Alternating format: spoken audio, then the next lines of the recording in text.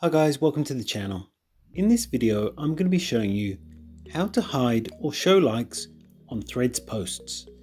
But before I do that, please don't forget to like this video and subscribe to my channel. Okay, to be able to hide or show likes on Threads posts, first head over to the Threads app. Once you're in the app, tap on your profile icon in the bottom right hand corner of the screen.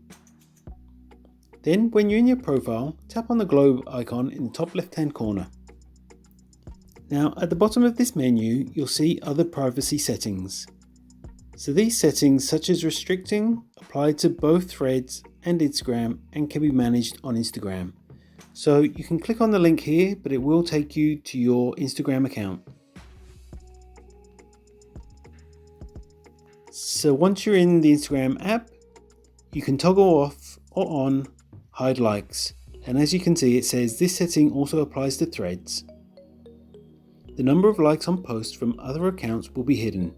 You can hide the number of likes on your own post by going to advanced settings before sharing.